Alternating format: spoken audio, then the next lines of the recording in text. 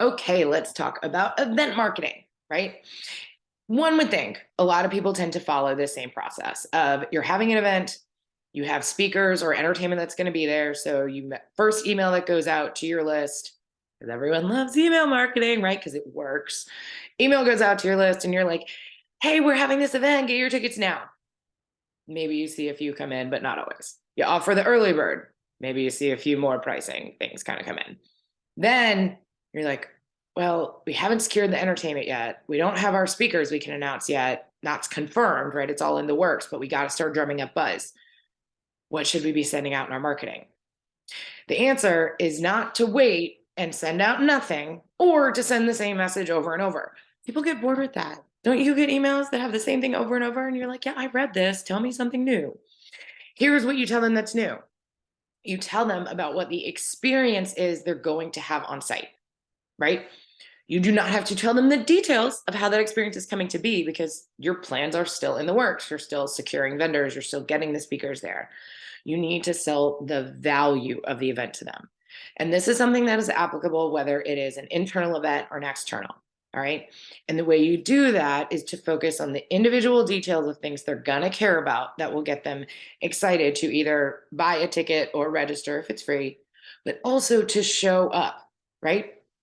Getting someone to register, especially if it is a virtual event, is only half the battle because only about 30% of those people are going to actually show up on site, right? Virtually, or right? Free events, it's probably about a 50-50 in-person scenario. But even so, you want people to be super engaged, but you haven't booked your speakers and your entertainment is still being figured out. So, Channing, what are we supposed to email about?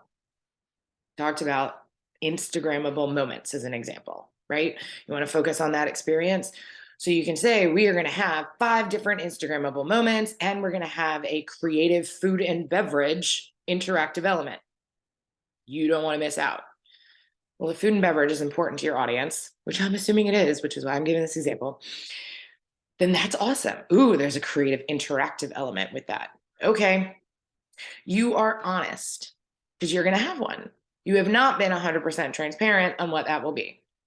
So you can send out the email, right? One way of doing it is by saying, we're going to have these Instagrammable moments. We're going to have an interactive food and beverage element. You don't want to miss this. That sets you up for filling in how all that comes together later, or for letting you get marketing content out while you're still coordinating those final details. Some people tend to fall on the other side of being too transparent in their event marketing.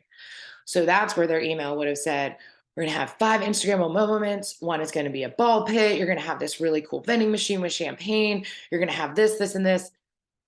And then because life needs to be flexible, right? We learned this in the pandemic.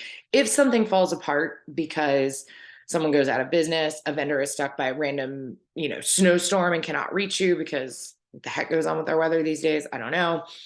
Anything that could potentially go wrong is going to send you into crisis mode. It's going to send you into plan B. We know as planners, you need to have a plan B and a plan C. Your attendees, though, and your registrants, your people you're trying to attract, they don't need to know that you've gone to plan B.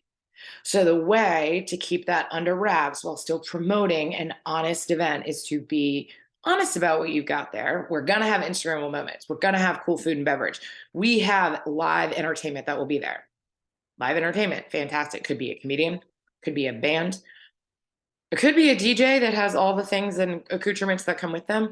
So open to it, right? But live entertainment is a selling point for a lot of people, but it still gives you the flexibility, right? So we want to focus on marketing our event by being honest, but not 100% transparent because things could change. Give yourself that flexibility.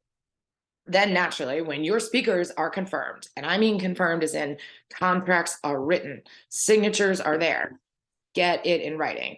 If it is not in writing, it is not confirmed, right? Don't care what anybody else says. It's in writing. Then you can make the announcement. Hey, we've got this awesome person coming. But again, stress what the attendee is going to get from that person, right? Just saying, and I'm going to use Inbound, did this last year. HubSpot's Inbound conference had Viola Davis. I am a huge fan of Viola Davis. Okay. Wonderful, wonderful actress. I wanted to know more. It really didn't matter, right? To me, what she was going to say. I wanted to hear what she had to say. Nonetheless, they still promoted what she was going to talk about because there are a lot of people who do not know who Viola Davis is. If you don't, you got to go watch How to Get Away with Murder or The Help or the new movie where she's the queen of all of the women warriors. It's fan flipping tastic. Okay. But the point is she is a very big deal to certain people, but not to necessarily everyone that was coming. So even though she is a very big name, you still have to sell, well, what is she going to talk about? Because if she's just talking about her movies, that's not necessarily the best use of time for someone who is busy and needs to learn more or do things for their clients in marketing or whatever else they have in their day, right? Cool, but they don't necessarily see the tie-in.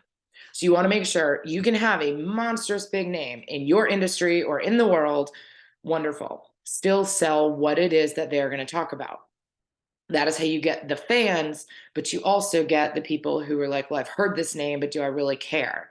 Sell what they're going to get from it, right? You always want to keep it on focused on what the attendees are going to get, not necessarily what you are delivering, right? You got to flip those messages, right? So your big lessons on what it is that I do to promote my content. Yes, you continue to announce new speakers when they are confirmed, right? But you focus on what it is that they're going to be talking about and why the attendee is going to walk away from with that. Okay. You also, before you get those things dealt, focus all of your marketing efforts on being honest, but not 100% transparent. You do not have to be 100% transparent in order to sell tickets, to get people excited. A little bit of FOMO is going to be a good thing. A little bit of ambiguity makes people excited. You never want to lie to them and say, you're going to have this, and then they show up and it's not there. Because then PR has got to get involved, and that will hurt your brand image. That will hurt future ticket sales. And it hurts the trust. And trust is very hard to build in marketing. So always be honest, but give yourself some flexibility. There are a lot of things that you can talk about. There are a lot of things you can promote with your event before you have your speakers, before you have your entertainment. And if you do not know what that is, one, you know who to call, or two, reevaluate what is the purpose of this event. Because if you don't know what you're really trying to get at and deliver for people, because everything should be about delivering something to them, being of service, providing them value, that's what you focus your marketing on. And if you don't have that, then you got to go back to the drawing board in the beginning. Have questions? Let's hear them.